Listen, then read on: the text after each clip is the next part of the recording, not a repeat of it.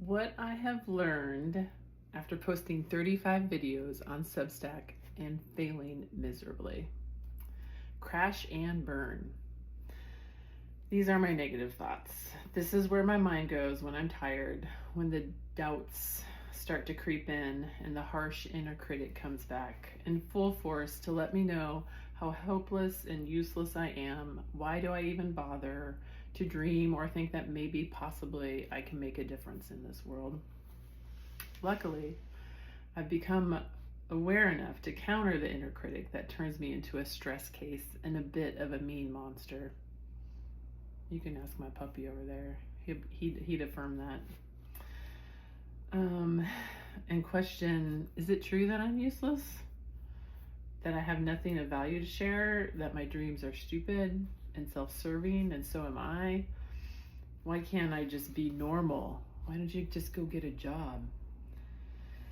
And then I can go into a whole storyline of how pathetic I am because I never had a successful career. I've never held a job for more than 4 years. Most of my life I've lived paycheck to paycheck until I went to law school. And then instead of living paycheck to paycheck, I lived in huge amounts of debt and in financial crisis for over 10 years. Oh my gosh. So yeah, I can just build this huge, enormous wah story.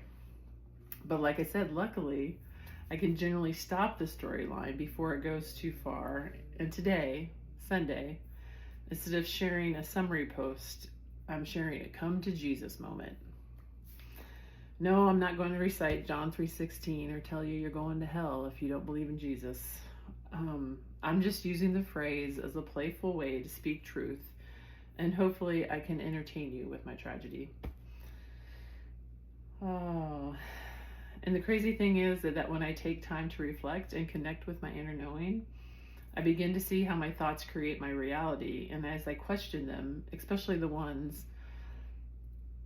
that are in full on doubt and fear, then I thought, I'm like, why am I thinking these negative thoughts?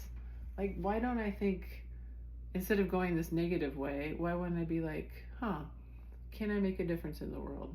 Instead of being like, no, you're useless. Why don't I say, yeah, you can? Like, there's other people out there that have maybe they have similar experiences to yours and they're still struggling with things that you've been able to overcome, or they are building the life of their dreams and they want to support you building your dreams. Like, there's no reason to have to be so negative and doubt and go to that doubt and fear.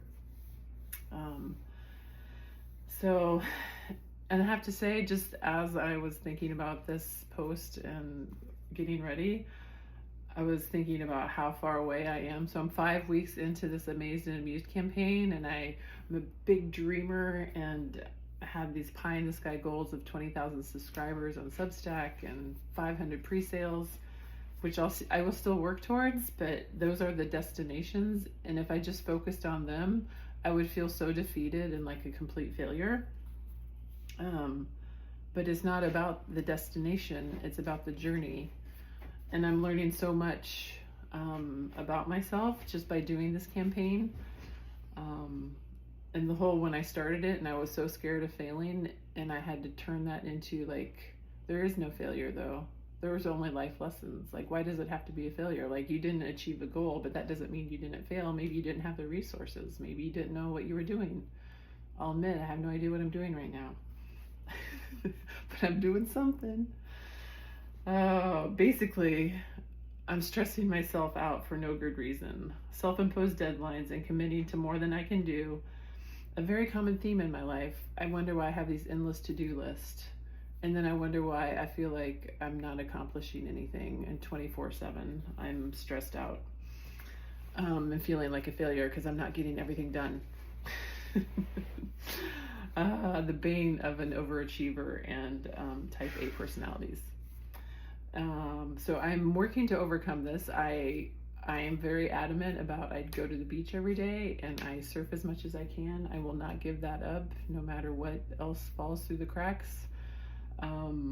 That is what keeps me happy. That is, it took me 50 years to get to the beach. I'm not giving it up at this point, unless I absolutely have to. like if I die.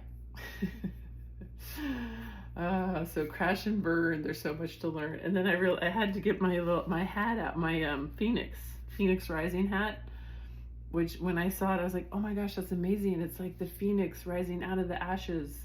And then I realized, oh, that's a firebird. But the firebird's pretty cool. It can double as a phoenix.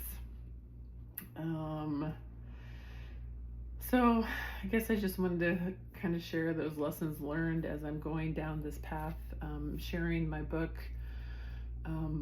about animal guides. And while I was thinking about this, it also, like that doubtful, that inner critic, and wild boar is my animal totem for 2025.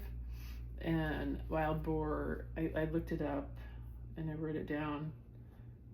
Yeah, here it is. The medicine of wild boar. You must first conquer the self-important and deceitful beast within. And that's really this harsh inner critic. It makes you believe that you're less than you are. And it takes away your warrior spirit and your ability to fight and be all you can be in this world.